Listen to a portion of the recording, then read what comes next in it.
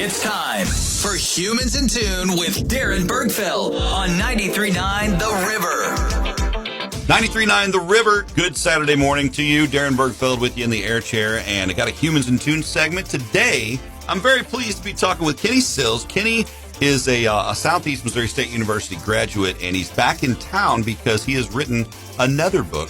If you're familiar with his first book, Tattoo, A Beautiful Sin, then you are probably heavily anticipating and probably have already read the new book, but he's in town to sign the new book at the University Bookstore.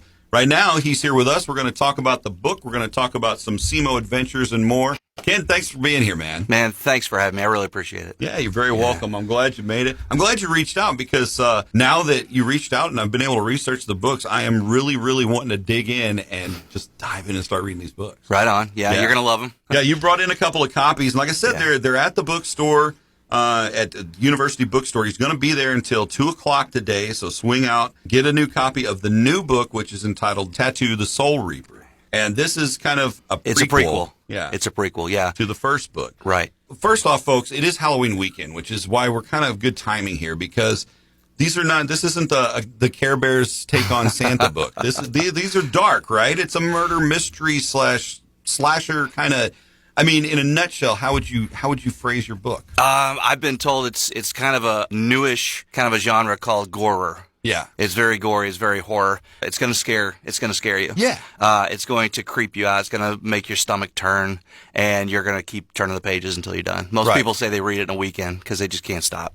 If you want to think about binge watching, this is binge reading. Right so on, yeah. Take a nap before you start, but then dig right in. And yeah, gore, and it's dark, and it's foreboding, and you don't seem like a dark and evil kind of guy. Like, where does this kind of dark creativity come from, or what kind of inspired you to get into this? Well, I mean, when I was going to school down here, I did a lot of creative writing, and I grew up watching Freddy and Jason and Michael and all the slasher horror guys, and I love that stuff. I love the safety of watching it and seeing all this stuff happen, but you're safe, Right. And you so can always turn away for a second and remember you're just in your living room. Exactly. And that's the kind of stuff I really dug growing up, and it just kind of turned into my writing style. And I'm a writer myself. I love being creative and expressing that in word. And as you write this, I mean, did you find yourself becoming scared at what you were producing? Like, did you, as the creator, find yourself going, oh, yeah, that's definitely going to take the pants off somebody right there. Yeah. Oh, yeah. There's a couple times that I wrote, I was just doing the notes, and I'd write in the sides like, that's going to freak people out. That's awesome, man. And you've compiled this into 2 books, and of course, the first book came out in 2012, correct? Right. And so A Beautiful Sin was the first book, and so the premise of this... It takes place in the middle of a forest, first of all, so you get that feeling of you can't get away. You're remoteness. You're surrounded, right? So this guy goes out and he finds people with tattoos, much like yourself. Yeah, I know, right? I got all this ink. I'm like, what'd you bring in? Yeah, he'd like you. So he'll knock them out, and when they wake up, they hear classical music playing, and they realize that they're tied down naked to an autopsy table, and then he starts cutting out the tattoos while they're still alive. What's really cool in my first book is while he's doing it, you can go to my website and you can click on the pieces of music that he's listening to. Oh, cool. So you can listen to it while you're reading it, like you're right in the room with him, yeah. The second book, I have some QR codes in there, and when you use your phone, it takes you to 360 pictures around Cape Girardeau and SEMO campus and stuff where he's doing his stuff. That's awesome for those who aren't familiar with Southeast Campus or some of these landmarks that you speak of. And you've tied in a lot of SEMO points, a lot of local historical points, things that people will be like, oh, I know exactly where he's talking about. So that 360 experience is cool for those who aren't from the Cape Girardeau area. Right. And I thought it'd be cool to get people interested in SEMO who might be looking for a college to go to. Yeah, for sure. Yeah, they see this stuff. They get interested. Hey, maybe I'll go check out the campus. That's awesome because that's just it's another tool to show a facet of SEMO because we grew up, hearing the stories in Rose Theater or Cheney or, the hauntings or the tunnels that ran underneath before they dug down in the quarry to build towers or this, that, and the other, And so you use those. All of that is in there and more. As tools to that. And not only drawing on the stuff that we all know, but you're also drawing on your own personal experience from school. Yeah. There's quite a few things in there that happened while I was at school. None of the killings, none of the slashings. Right. But a lot of the fun stuff, like the band guys getting together and playing football. Things like that were just fun. Did you cool get into? memories. What time of year is it set in? It's actually set. It's actually set back in the late '80s. Okay. When I was here. Nice. When I was here. So, yeah. And it goes all the way up until the end of the '80s. Oh, that's cool. Yeah. So there's a lot of '80s references, pop references, music, movies, yeah. the hairstyles, all that's in there. It's going to take you back. I was reading an article the other day of a Southeast tradition, the gum tree. You remember the gum tree? It's in there. Nice. So that's it, folks. It's in there. If you've got some nostalgia and even some of the more modern things that you still hear about on campus at SEMO, and when we get to Joel Rhodes' ghost stories and all that good stuff, it's right here in the Soul Reaper, and you got to go get it and read it. But read A Beautiful Sin first. And I encourage you today, get over to the University Bookstore. If you're not familiar with where that's at, it's in the University Center right there on Henderson on SEMO campus. It's homecoming. It's a beautiful day for you to walk over to the bookstore, meet Ken, get the book signed, buy the book, get the book signed, have a chat with him, and see how an unassuming guy can write some really dark, scary stuff that you're going to love. It's awesome. All right, Ken, we're going to take a little break. We're going to come back and talk a little bit more. I appreciate you being here today. As far as the book signing, you're there till 2, right? Correct. Yeah. Okay. Yeah. And if there's a website, where we're going to point them as far as the digital side of things? I've got a Wix website. They can just put in tattoo Kenny Sills Wix. It'll pull it right up. Cool. Yeah, and if you Google the tattoo books, you're going to find them in a heartbeat. But it's Kenny Sills, author of the tattoo series, A Beautiful Sin, and this newest one, The Soul Reaper. We'll be back with more in just a little bit on 93.9 The River. Humans in Tune. Thanks for hanging out. It's time for Humans in Tune with Darren Bergfeld on 93.9 The River. Well, we're here with Kenny Sills, and he is the author of Tattoo, A Beautiful Sin.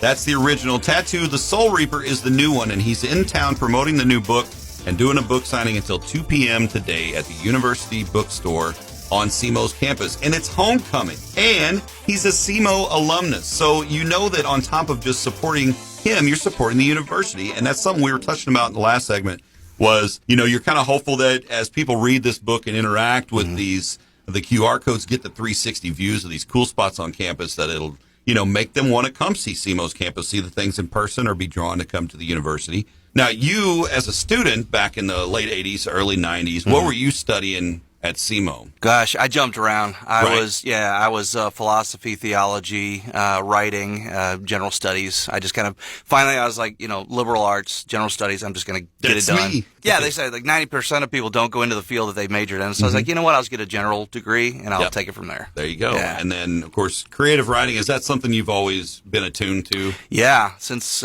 grade school. Yeah. I've always loved writing. It's a great way to express yourself, and like you said, it's a great way to to tell these stories. And we were chatting off air a little bit about some of the gory details, so to speak, but quite literally in this book. But just some of those hot points around campus and around the community that the killer takes his victims to. So you want to touch on a couple of those spots? For instance, the pump house down on the river. We used to go down there every Saturday night and have a bonfire on the rocks.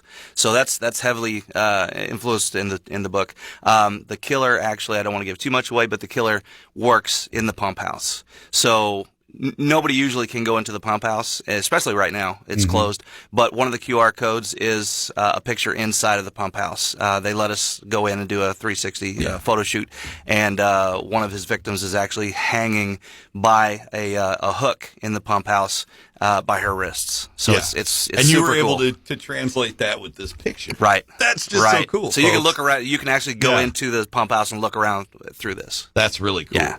And, some of the other spots we touched on, and some of these landmarks that aren't around anymore, like the Pike Lodge and so forth. But, hitting on those, that brings up nostalgia for anybody that was on campus in those days. But then just around Cape in general, Lorimer Cemetery, places like that. Yep, that's in there. The cat's eyes. You ever seen the cat's eyes on that one I have gravestone? never seen it. You've never heard of the personally. cat's eyes? No, I've heard of it, but I've never seen it. Yep. Now, For those of you who aren't familiar with Cat's Eyes, you can Yeah. At night, when you drive through the cemetery, there's a certain gravestone that if you drive by and look at it, there's two green like cat's eyes that shine off of it. Mm-hmm. And they say no one's ever figured out how it does it or why it does it. Yeah. But it's just one of those things that the kids used to drive around doing at night. Ghost stories. Yeah, exactly. This is ghost stories, but not ghost stories. This is Gorer. Right. So this is Gorer. So, hey, if you're into it, you're feeling the vibe on Halloween weekend or anytime, you need to dig in on the books. He's there at the University Bookstore today till 2 p.m. So swing by, get your copy of the newest book, Tattoo the Soul Reaper. Pick up a copy of A Beautiful Sin. Are you going to have copies of the first book with you? Yeah, I've got them both. And if people can't make it, they could always email me at tattooauthor@gmail.com if they want a autographed copy. So get a personalized copy, but get into the books. Read the Beautiful Sin one first, and then get this newest copy, The Soul Reaper. Get the newest book. What are the plans beyond? Okay, so you've got 2 books in. You've got the main story that kicked it all off. You've got your prequel now set up. Right. There's going to be 2 more books. Son of Tattoo. I've got 2 more stories up in my head. 2 more? Yeah, okay. 2 more. So after that, we'll see. But at least 2 more. Well, I hope the series continues to grow, and I hope that everybody gets a chance to read it that's into it. I'm not a big gore guy. Like you watch many Halloween movies, it's never really been my thing. Mm-hmm. But I'm going to dig in on these, and I'm going to get the whiz scared out of me, and I'm going to tell you how good they were when I'm done. Please do. I know that's going to be. Please do. Yeah, my email is in both of those books as well. Okay. So when people are done, they can email me and tell me if they loved it or hated it or whatever. Well, ladies and gentlemen, I appreciate you tuning in for a Humans in Tune segment. It's been Kenny Sills, author of Tattoo the Soul Reaper and the first book, A Beautiful Sin. He's at the SEMO Bookstore today at the University Center until 2 p.m. Swing by, get your copies of the books, get them signed, and enjoy your homecoming weekend. And tell him you heard him on the river and say hi, okay? I appreciate it. Kenny, thanks so much for coming in, man. Thank you for having me. I'm looking forward to meeting everybody. Awesome. This has been a Humans in Tune segment on this Saturday morning on 93.9 The River. Thanks for tuning in.